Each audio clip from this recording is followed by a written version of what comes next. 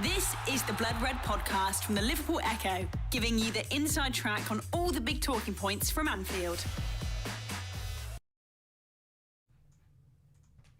Hello everybody and welcome to your Monday edition of the Blood Red podcast, brought to you by the Liverpool Echo. I'm your host Theo Squires, and it's been another difficult day for Liverpool. A fourth loss in a row for the first time since 2014, a first home defeat to Manchester United since 2016, and a new injury concern as well. The pressure is mounting on the Premier League champions. There's plenty for Arne Slot to ponder, and us here too at Blood Red. At what point does a mini blip transition into a full-blown crisis? Joining me to answer that and so much more, we have our LFC correspondent, both home and away, Paul Gorst. How are you, Gorsty? Good, yes, yeah. Ready to get stuck into the number of issues that are engulfing Liverpool at the moment. So yes, good. And to Gorsty's right, we also have content editor Mark Jones. A fourth Blood Red appearance for you, I believe, Mark. But you're first alongside me. We rotate almost as much as Arne Slot. How are you finding things? Yeah, I've not really brought up the best results, have I? But yeah, we'll try and get through it today. Hold on to pot, hasn't it? I'm sure you've already signed up with our sponsors. We might not be on board with Liverpool's recent form, but we are on board with Nord, and you can be too. To get the best discount off your Nord VPN plan, go to nordvpn.com/Blood Red.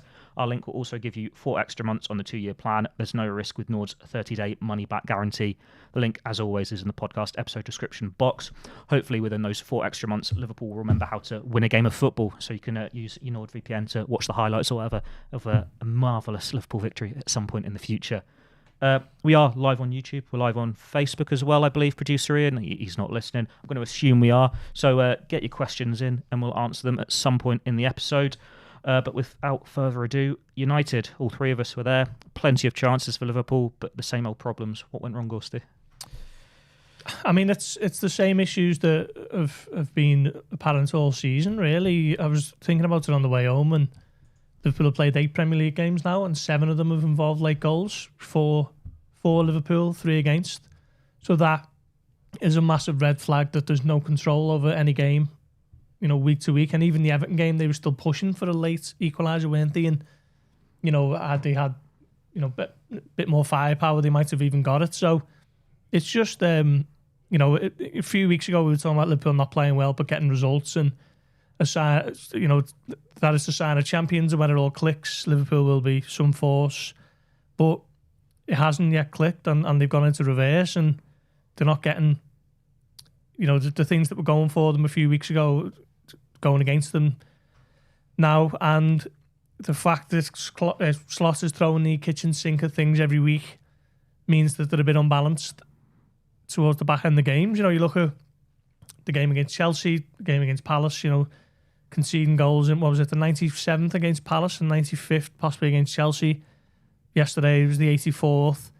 So there's just no control. You know, Liverpool were almost got a bit boring, didn't they, for the neutral last season, when Liverpool was just winning games quite comfortably, you know, 2-0s, breezing through games, not really overexerting themselves, and it all got a bit mundane for the neutrals at least. But that just feels like a different world now, 12 months on, where every game is a basketball game and they're being decided by late winners. So that control has vanished or been lost in the shuffle of the summer, which has seen a massive transition, hasn't it? I think it was 10 players that have left, 8 signed. And of course, not all going to be first-team players, but there's been a lot of turnover of staff, and at the moment Slot really doesn't seem to know his best 11, and you know, you wonder now just where the next good performance is coming from, them man to win, because they just seem really, you know, there's just so many teething problems, so many players are struggling for form, and yeah, it's really not good at the moment. I'm not sure if either of you have looked at the Premier League table. You might want to avoid it at the moment. Yeah. But Liverpool have dropped to 4th. And what's really struck me is Bournemouth have overtaken them for starters. But you look at the goal difference, the goals scored, the goals conceded. Liverpool scored 14. Arsenal scored 15. City 17. But Liverpool have conceded 11, the same as Bournemouth. And you think 4 of those for Bournemouth were from Liverpool. So there's something really wrong here defensively. Offensively, they're scoring goals, or they had been before the last couple of weeks. But they don't look right in attack. They create so many chances against United, but you're still thinking, where's the goal going to come from? Yeah, and it was funny coming away from it, wasn't it? Coming away from the game, because you can make a very strong argument that they were unlucky. You know, Cody Gakpo's hit the woodwork 3 times. Yeah. And he's also missed a great chance late on. Salah had a great chance. So you can make that argument, but it just doesn't really wash because you're not seeing it in the performances. So it's one of those situations, I think, where the whole thing is kind of the issues in defence, I think, come from the midfield and come from the kind of lack of, as Paul says, the control. I think it's just the element that they're missing is leading to the concession of goals, and that just wasn't there last season. As you say, last season it was all quite serene, wasn't it? It just boring for a lot of people. Perhaps who weren't supporting Liverpool, it was seen as that. Now it's just this thing that it feels like it's a constant puzzle, and it feels like they're trying to fit things together, and you can't do that in the Premier League because you're going to get punished by loads of sides. I mean, Manchester United have had a lot of criticism, obviously, and they haven't been their kind of glorious former selves, but they're still a team that can exploit issues, and I think they did that brilliantly. I guess we'll come on to it even more, but the way that they played, I think, really exacerbated some of those problems at Liverpool, especially at fullback. United have been a laughingstock for 12 months, at least 2 years, under Erik ten Hag. It's been a while. You know, the entire duration of Ruben Amorim's time at United, he got appointed at the beginning of November, so it's coming up to 12 months. They've been abysmal. They finished 15th. You know, not tuned into the data specifically, but it's the worst United team the Premier League era, the worst United team for decades and decades.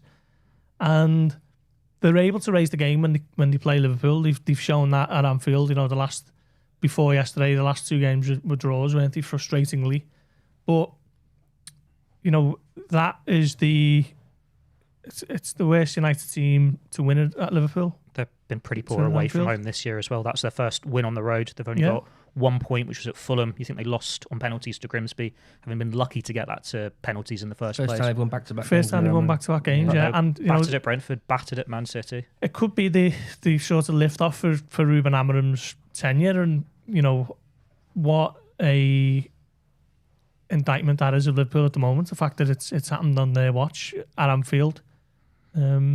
And just going back to the goals that Liverpool have conceded against Palace and United specifically, they're all very similar, aren't they? Liverpool getting caught out, with the structure of the team up the wall. It's a bit of a mess by the time the United scored in the 84th minute, by the time the Palace get their winner, by the time Chelsea get the game is basically just gone to the wall. It's become a bit of a basketball game, and they're getting caught out. Maguire's winner yesterday, there's 3 of them queuing up at the back post. If he wouldn't have scored it, I'm sure the other 2 might have fancied the chances of doing it themselves. Eddie Nketiah scores at the back post.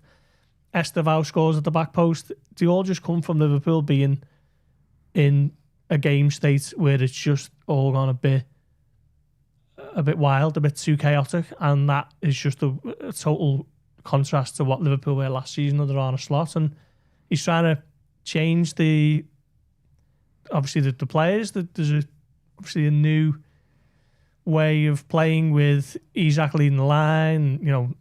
I'm sure we're going to come on to individuals, but he's trying to gradually move Liverpool away from a team who, maybe just did enough a lot of the time last season. He's spoken a lot about wanting to start putting teams to the sword a bit more comfortably, 3s and 4s, so you're not relying on the bounce of a ball week to week type of thing. But at the moment, there's been no evidence that it's working. And,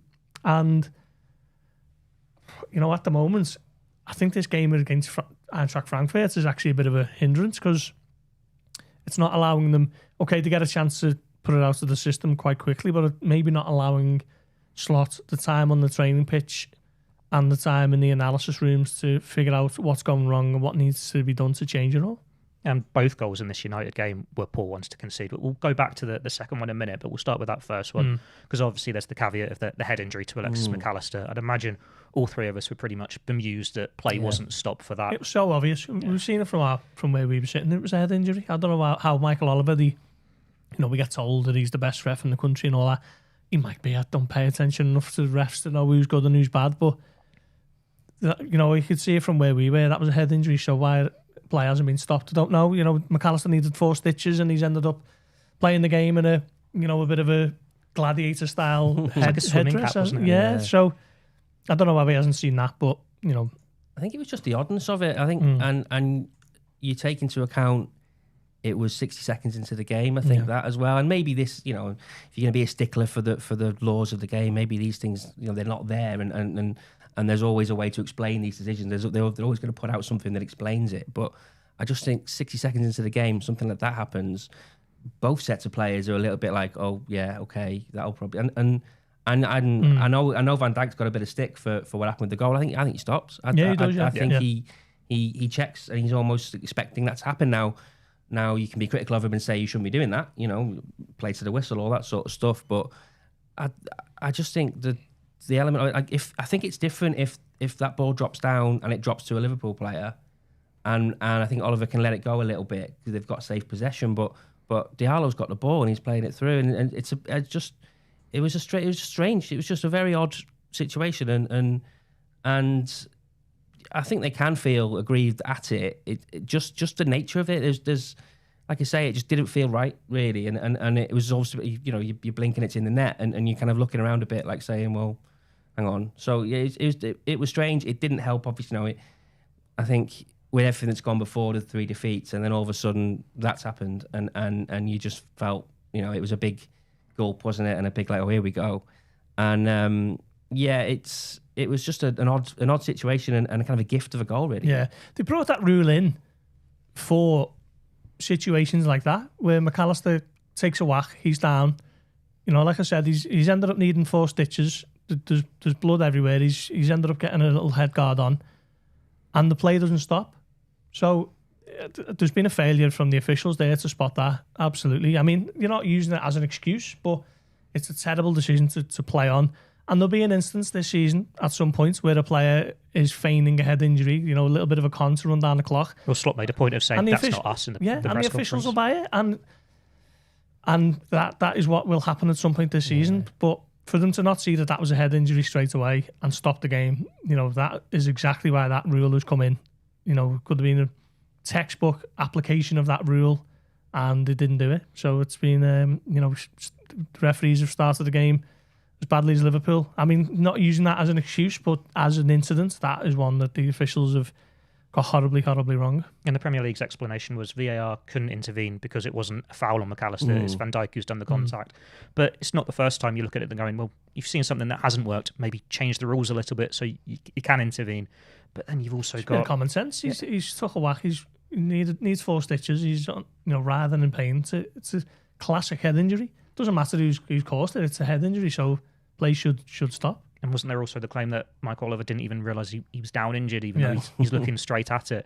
So obviously they've gotten a bit of a mess there early on in the game. Yeah, and it's just an example of when you like I say when you read out that VAR kind of statement on it, it's where they tie themselves up in knots, I think. And yes, you can. It was Van Dijk who caught him. It was, but he's still injured. It's still a head injury. He's still on the floor. And there was a real spate of it. The kind of feigning head injuries wasn't there a year or so back, and they seem to have died out a little bit, thankfully, because it's quite distasteful. That I think I always found that quite distasteful. The way that players would do that.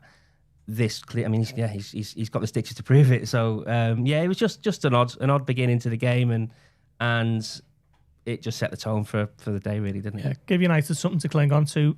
They so deep for the rest of that. He sat in for the rest of it, didn't he? As you would. That's their prerogative, and it was the onus was on Liverpool to break them down. And yeah, they didn't really press Liverpool. They allowed the centre-backs to have the ball, Konate in particular. I think teams are starting to figure out that if they can get Konate on the ball as much as possible, then more often than not, they'll be okay.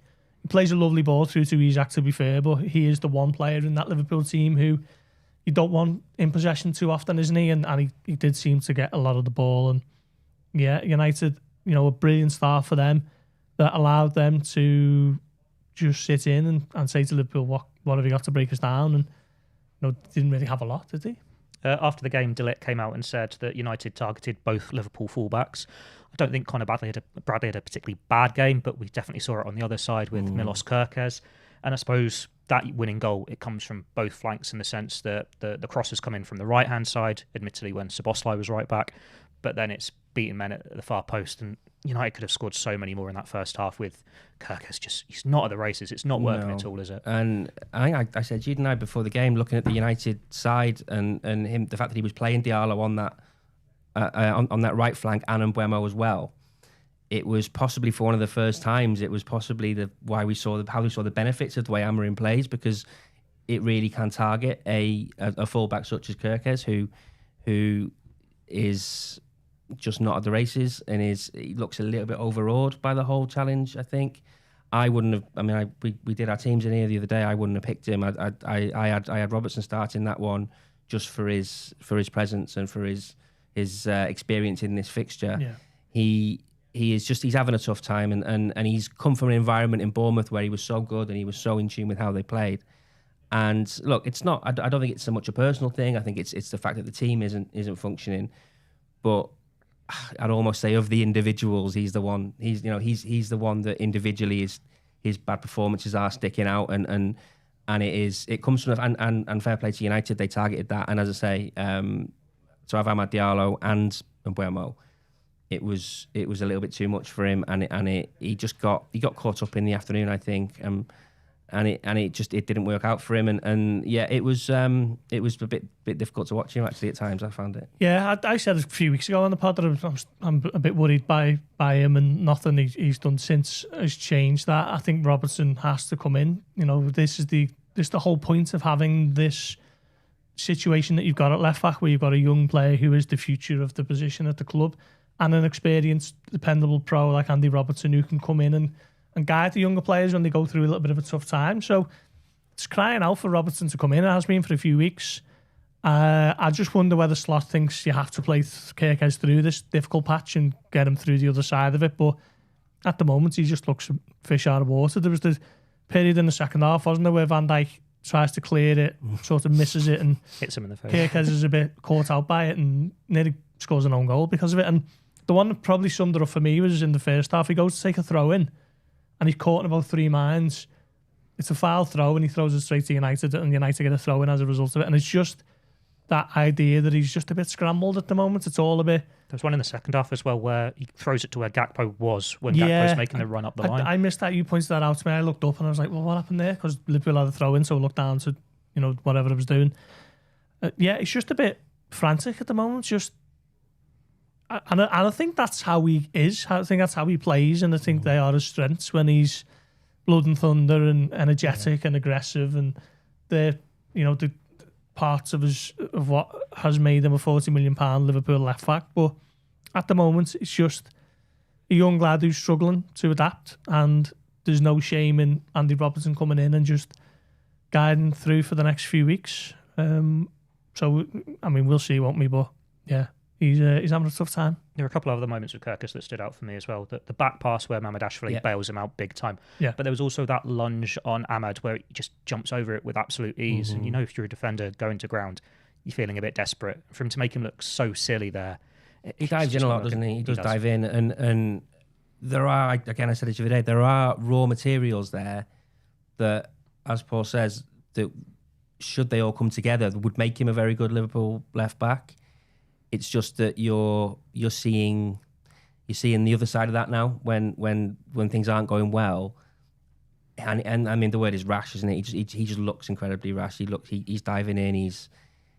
I think he's spreading a bit of fear in the rest of the back four. There was a couple of glares from Van Dijk towards him, and the incident when it hit him in the face. I mean, we all could have just gone home with that one in, but it was yeah. He's. I think he needs to be taken out. Personally, I think he needs to be taken out of the team and let him. What is there now? There's Frankfurt and there's Brentford. When you put him back in for Palace in the League Cup, I'd be doing that. There was an incident when I was at open training in Japan, and we were close enough to sort of hear what he was saying at times. And you mentioned that about Kirkers going to ground.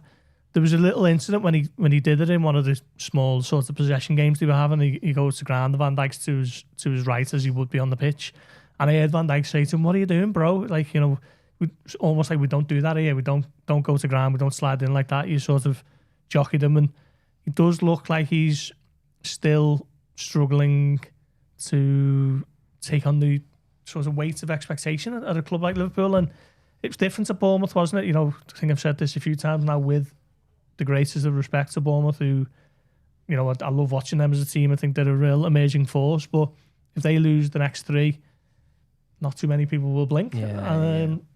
But at Liverpool, when that happens, this is the knock-on effect of playing for such a global club. The intense scrutiny is always there on you. And like Mark says, I absolutely would take him out the team myself and put him back in for Palace and just maybe ease your way into it that way.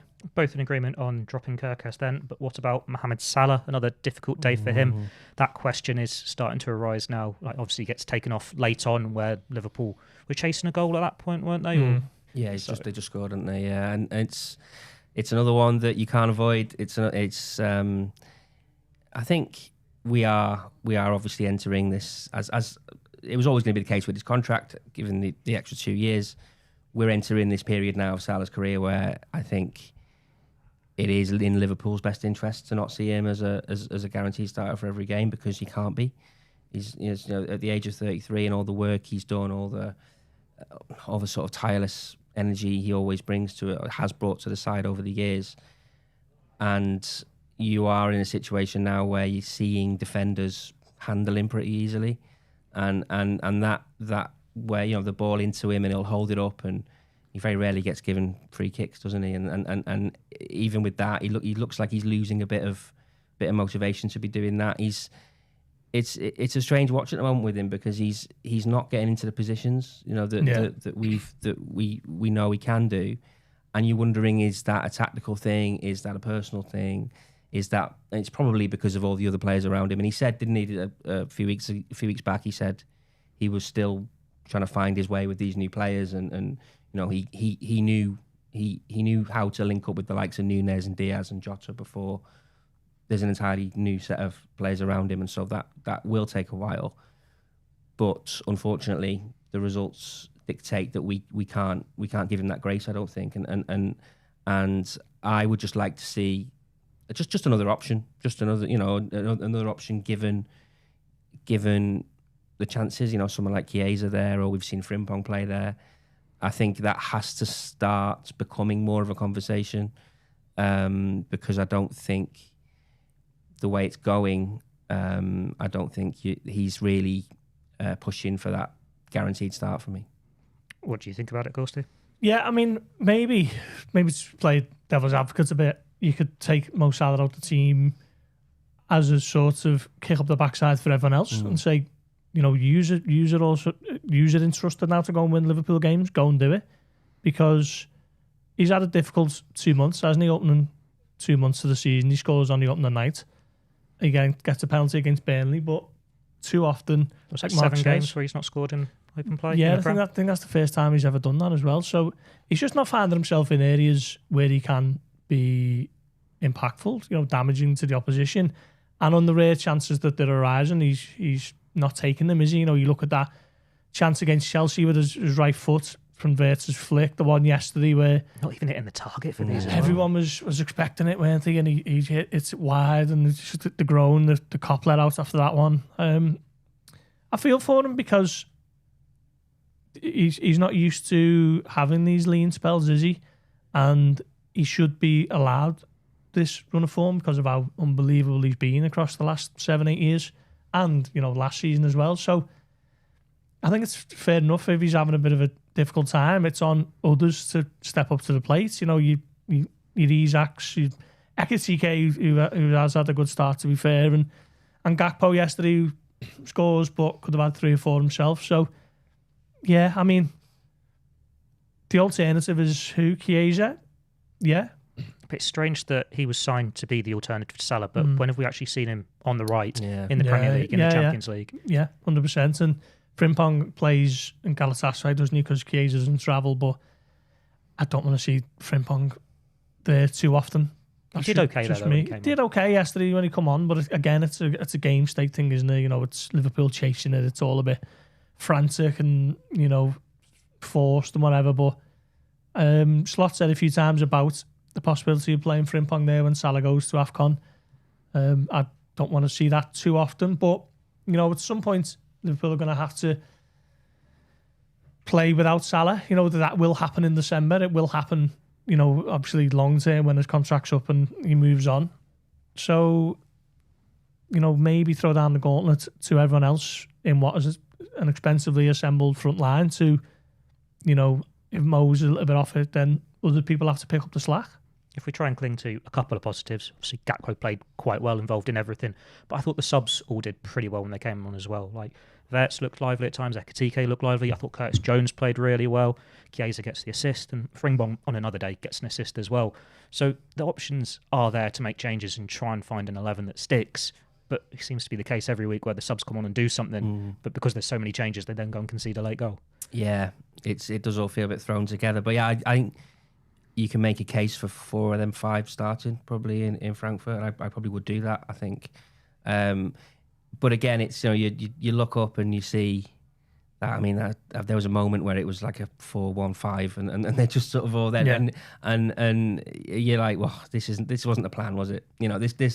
This was not the plan when you've signed Florian Wirtz and you've got him in midfield next to Curtis Jones, who is the deepest one, and then there's 4 players ahead of him. That can't have been worked on in training. No. I mean, it's a little bit like, let's throw it all up in the air and see what happens. So, and it's a bit desperation, and it feels a little bit like that, where he's like, well, I've got all these tools at my disposal now. Let's and you throw in Frimpong, who's going down the right hand side. So it's it just all feels like he's trying to piece these things together, which isn't something we saw last season, and it's not, as I said before, it's not something you can really do during a season against good opposition. So, but no, I agree with you on. I think Curtis Jones. I've always liked Curtis Jones. I'd like to see him get more of an opportunity. I know it's difficult because you probably got Gravenberch and Szoboszlai as 2 of the first names on the team sheet, so it's hard for him to find a role in there. But I would like to see a way of getting him in the side, because I think he's got a bit more of control on the ball, a bit more. He takes his, he doesn't seem as rushed as perhaps some of the others. McAllister still isn't right, is he? I don't think. And of course, he was hampered with the issue yesterday, and played like a water polo player for the afternoon. But I'd like to see Curtis Jones given a go, and I think. Well, he might have to on Wednesday. Yeah, he might have to with the injury, of course. Yeah. I think he has to lead into Wirtz as well. Yeah, and I felt a bit sorry for him, Wirtz, actually, because played well. Yeah, he did, but there's so much emphasis on him, and it feels like everyone wants to have their say on him, and you're throwing him on, and he's not playing the right position, and it's all over the place, wasn't it? Like, he started off being a bit more on the right, and he ends up in the centre. Then and he was involved. He was involved in the goal, wasn't he? And you did get the feeling when that goal went in, you thought, I had a little feeling he might get something here. So. When there was that kind of 5 minutes when you thought, okay, they've got one, can they get another one now? It was a little bit like, well, there's so many attacking players on the pitch, get the ball to him, and then let's see what he can do with it. And it felt like, as you saw with the goal, it felt like they were in a situation where they were just going to swarm around United around the box, because they were so deep.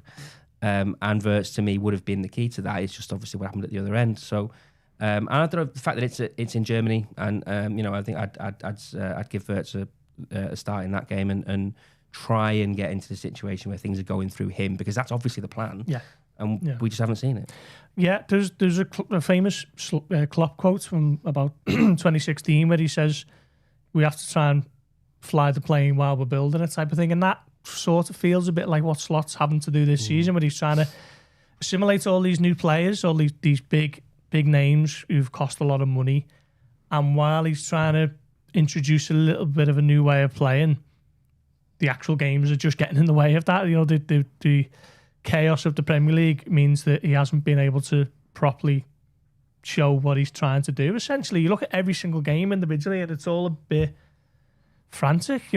Bournemouth dragging themselves back into it on the opening night, which was, the emotion of it all sort of. I think everyone got caught up in that, didn't he? And then there's the game in Newcastle with the specific circumstances surrounding that, the Arsenal game, which, it's top of the table clash, they're always going to be tense, tight affairs. Every game has got its own sort of narrative, which has stopped Slot essentially trying to show what he can do, because Manchester United there's the history and all the things that come along with that, the most watched fixture in football, and Chelsea away is tough. Bournemouth have already shown what a great season they're having. So he could just do with a little bit of a gimme, couldn't he? And when's that arriving? There isn't one until, I can't think of, Aston Villa at home, 1st of November, maybe. Even that, it's a tough game, isn't it? So Forest just after international break, but now they've sacked the manager. What are they going to be looking like? So I mean, these are all sort of, it sounds like we're moaning because Liverpool aren't being allowed to go and beat teams 4 and 5 and 6, but what he is trying to do isn't working at the moment because every game is just lacking that control. He apparently, certainly from last season anyway, was a big part of his coaching ethos, wasn't it? Have that control, which has just been flung out the window this season, and there's been no game where there's been any control. And when it rains, it pours. Ryan Gravenberch, the latest to be struck down by injury, the player who normally brings that control. It was a twisted ankle.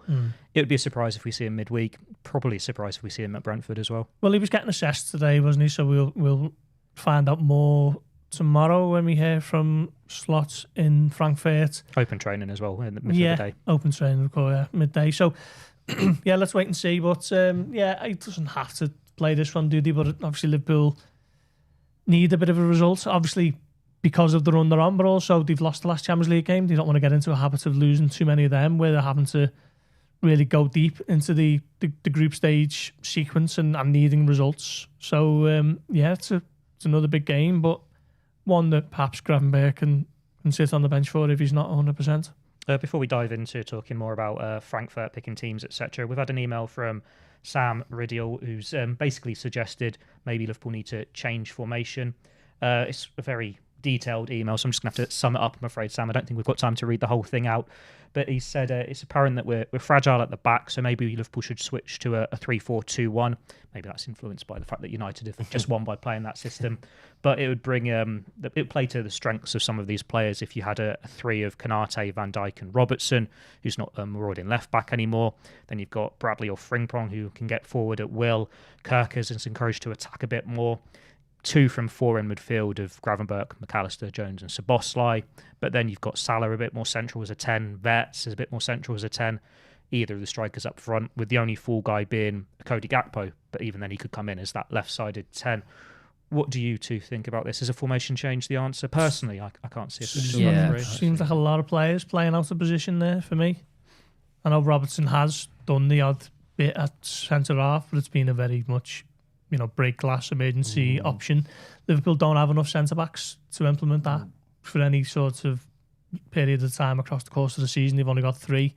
Joe Gomez has not played centre-back in the Premier League since December, unless he played there at Bournemouth for a little bit. Came on there against Arsenal. Yeah, so not for any length of time, is it? So that relies a lot on having a lot of centre-backs at your disposal, which Liverpool don't. So I'm not too sure that's a working option. We're obviously talking about the issues that he faces game by game and all the things. That's just be another one. It'd be huge to implement that. Yeah. At this point of the season, I like the idea. Look, as a bit Rodgers. When he went 3-4-2. Emre Can. There'd be a lot of Emre Can, wouldn't there? Markovic and people like that, which is probably around about the last time they lost 4 in a row. It was a team, wasn't it? So maybe it would all fit. But no, I can't quite see that. I think the lack of defenders is a huge issue, and I know it's easy to look at them because they're top of the league and know what Liverpool are, but Arsenal just seem to have all these defenders and all players who they play at full back who are centre backs, and I think that's been one thing that Liverpool haven't gone down that route, and there are obviously reasons for that. The emergence of the full backs over the last few years in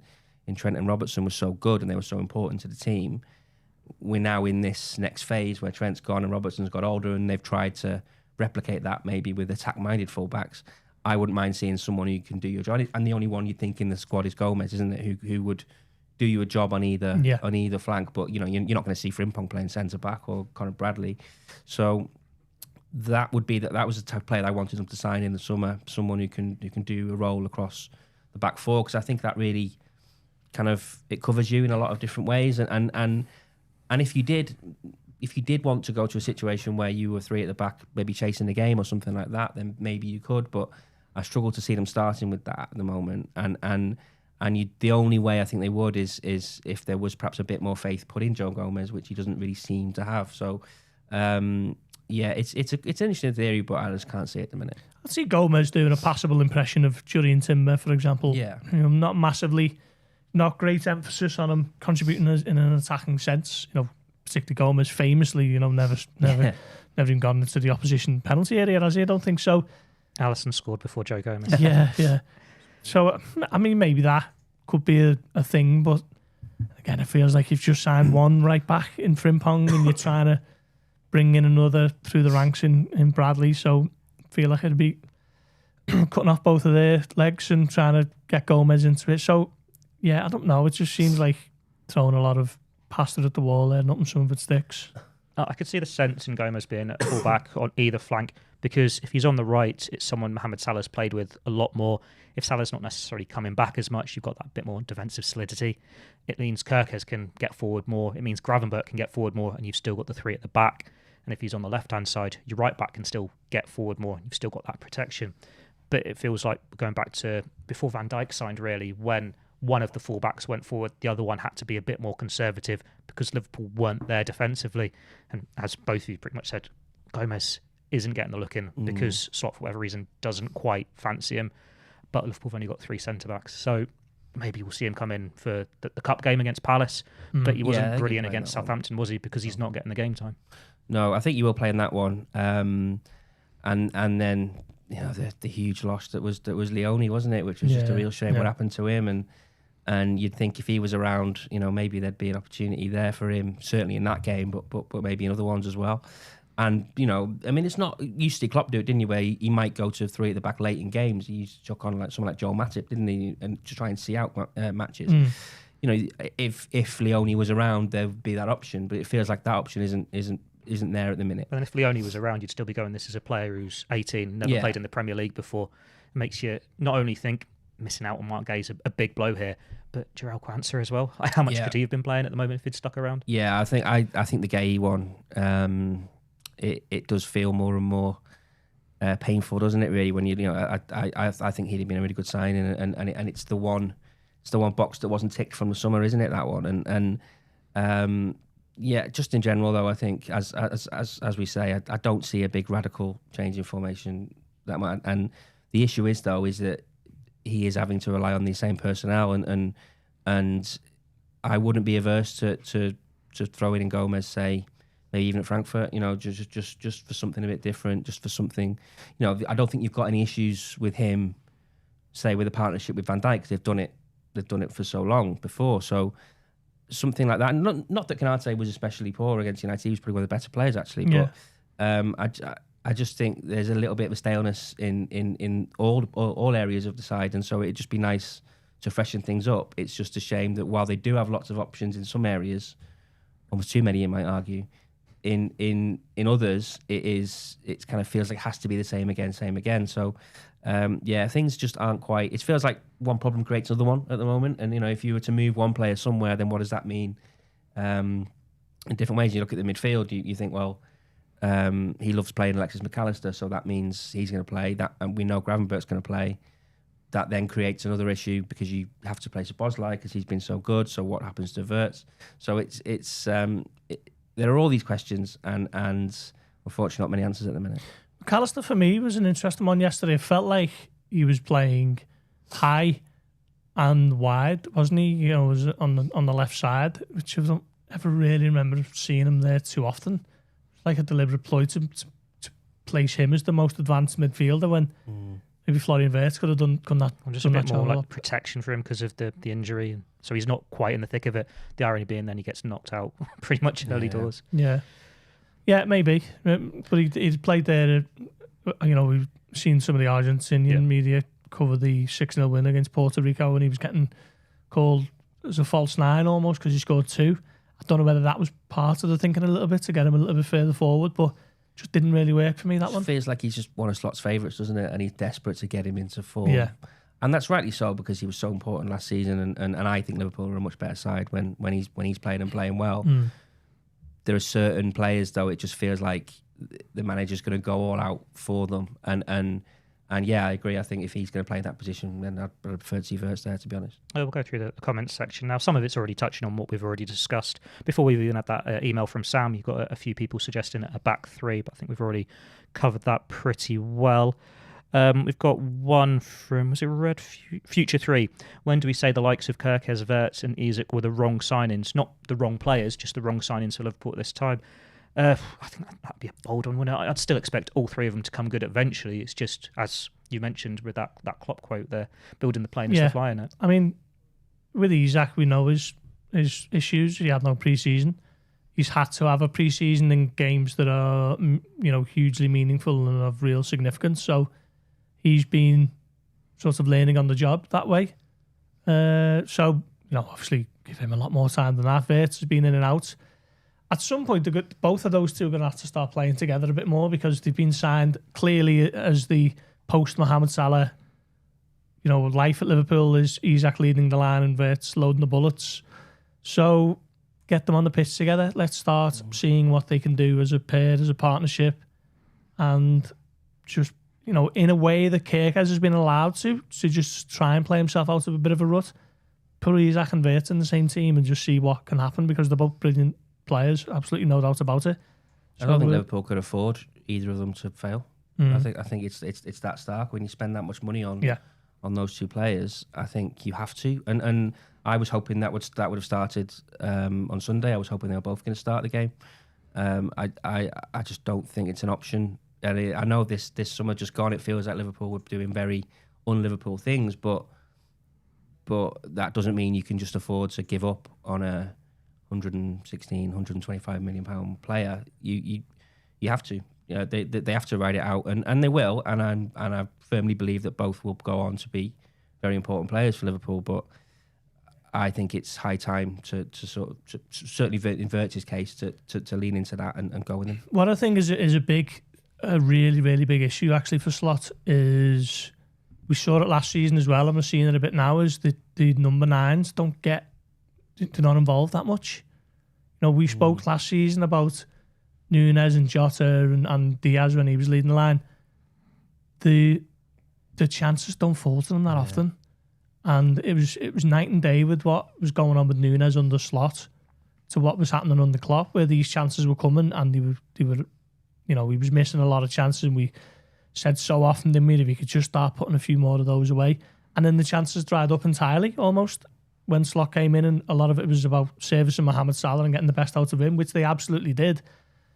But the number 9 has been signed at a British record transfer fee, so they need to figure out a way to get him, present him with big chances more often than not. And he had a good one yesterday that was saved by Lamans. It was a decent save. But other than that, he was fairly anonymous, wasn't he? And obviously there's... Well, Ekitike came on and had, 2 shots within 2 minutes? Yeah, Ekitike was a lot more purposeful. But that is a huge thing for Slot to, him and the brains trust to sit down and figure out a way of getting the number 9 involved a lot more than any of them have been across the course of his time at Liverpool so far. One question we've had from Matty Gorman is, where's the plan to get the ball up the pitch? We're too slow and too easy to play against. Slot needs to drop Salah and allow the wing-backs to get forward. We've got a few people who are querying why Liverpool's build-up play is so slow at the moment. It's just that they're playing a low block a lot of the time, but it isn't clicking. They're not getting it forward enough. The fact that they're not gelling as a team offensively. No, and that's, again, we've touched on it, but it's partnerships within the team that aren't there. It's and it's going back to what Salah said earlier in the season. Now the issue with that is, what are we coming into late October? Those have to be there, really. I think it's verging towards the, yes, we can talk about this new side and these new players, but if they don't realise it, I've got news from the season's absolutely flying by, and they're losing points and they're losing Champions League points, and it can't afford to go on as in this manner much longer. In terms of progressing the ball, I think again, I've gone about it, but I think I'd have Wirtz in that in there to get the ball into. Maybe there's a thing we go on about the number 9s who aren't. Yeah, I mean, last season they didn't get the chances, did they? Is that a Salah thing? Is there maybe something where you can look at something different on that right-hand side, which could then potentially get the best out of the centre-forward. So the full-backs, again, we've discussed him a lot, but Kirkes just isn't doing the thing that we used to see him do for Bournemouth, which was progressing the ball very quickly. So, there are all these issues, and it's high time that the manager gets a grip on them, I think, and it's a huge test for him. He walked in last summer, and he took on a side that was left behind to him, and he didn't add to it other than Chiesa, and we all incredibly admire him for that in terms of what he did. And it's now almost kind of it feels like it doesn't make sense in a football sense. You've added all these players to it, and it's worse. But it can only become better if the manager gets a handle on it, and I think it's a huge month for him, I'd say. Hopefully a more positive answer to this one. Gorsty, how's the back injury, says Paulie? Yeah, it's improved. I'm still not at 100%, but yeah, much better than it was Friday when it was absolute agony. But yeah, we're taking it day by day at the moment. And you're not travelling to Germany, are you? Not You're travelling to Germany, saving you for Brentford. Save me for Brentford, yeah. But yeah, thank you for asking. Still in pain, still on painkillers. Lineups now, would imagine there's going to be a few changes. We touched on it earlier, the players we might expect to see in. Goalkeeper will be unchanged, but what are you thinking for the back four, Mark? What am I thinking for the back four? So I said before, Robertson. I'd put Robertson at left back. I think Van Dijk plays. I would like to see Gomez. I don't think it'll happen. So I'll stick with Canate, and I'm gonna go with Frimpong higher up. So I'm gonna play Bradley at right back, I think. What about you, Gorsty? Yeah, it's unchanged except for left back. I just think adding Robertson now, just give him a few weeks in the team, and things might settle down a little bit on that side of the pitch. I'd go Frimpong at right back for this one, but we'll see. There's options there. In midfield, we already mentioned that the doubt on Ryan Gravenberch. You'd imagine you don't risk him. We know Wataru Endo's got the hamstring injury as well, so you might be a little bit limited on who you can pick at number 6. But who would you go for, Mark? I'd give Curtis Jones a go. I'd put him in there alongside Szoboszlai, and you asked the two of them to be as mobile and physical as we know they can be. McAllister obviously got the knock to the head yesterday, and I just get a feel I'd quite like to see him drop out for this one. So I'd go Jones and Szoboszlai, and then Wirtz just playing ahead of them. You agree with that, Gus? Same, yeah. I think it'd be a good one for Wirtz to play and maybe get some space on the ball, and we can finally get that big moment that we've been waiting for, that we know he's capable of, and Bundesliga opposition might be ideal for him, actually. I'll stick with you, Gorsty, for the attack. I'd imagine Ekitike's coming in, a nice little sentimental return for him. Yeah, well, someone made the point to me about this yesterday, and I hadn't thought about it, but would Isak not be better? Because Eintracht Frankfurt know exactly what Hugo Ekitike is all about, having played with him. These centre-backs will have played against him in training for so long, wouldn't he? So, but then on the flip side, is Isak fit enough to play the second game in 5 days or whatever it is, 4 days? Did you do 90 minutes for Sweden in the break? Tough one, isn't it? Yeah, do you know what? I'm gonna stick with Isak, because, like what I just mentioned then about getting Wirtz and Isak on the pitch together and build up that partnership. Did look good against Atletico, wasn't it? Yeah, first half, yeah. So, yeah, it is harsh on Ekitike, because I think he brings a real purpose to the team, and the only summer signing who's shown what he can do, really, isn't he? So, feel a bit harsh on him, but Isak starts, Wirtz and Cody Gakpo, I guess, yeah. Keeping Mo Salah in, despite what I might have said 10 minutes ago. You're saying Frimpong. I'd say Chiesa on the right. I want to see him actually giving a go there. Yeah, that'd be nice to see. I just don't think Slot trusts him, does he, at the moment? So I'm going to do a bit of a curveball. I'm going to pick both Ekitike and Isak, and I'm going to play Ekitike off the left.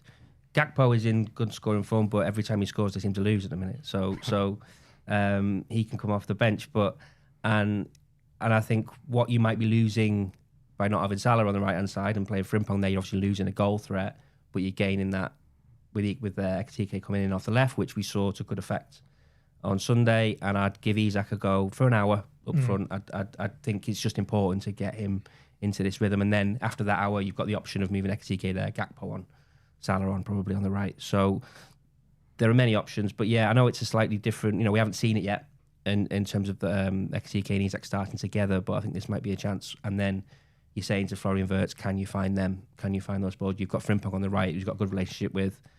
I almost want the game to played out in the way that Florian Wirtz wants it to be played, if that makes sense. I think it's important for him to be going back to Germany and getting a bit of confidence. So yeah, that's what I do. So that's 3 different lineups. That pretty much nails what the issue is for Arne Slot there, isn't it? An obvious 11. Predictions: are Liverpool going to end the losing drought? I've no idea what Eintracht Frankfurt are like, if I'm honest. They have conceded 18 goals in the last 5 games. Wow. That's a lot, isn't it? It's more than Liverpool. I know. Well, I mean, that is a good stat for Liverpool to hone in on, you know, especially the players you might need a little goal or two. Yeah. Nil then. Yeah. You know what? At the moment, you probably think that a draw might be a half-decent result. 1-1. You're going 1-1. What about you? I just think with, like I say, and it surprised me when I saw that they were conceding that amount of goals. So Liverpool will get chances. They also will concede chances.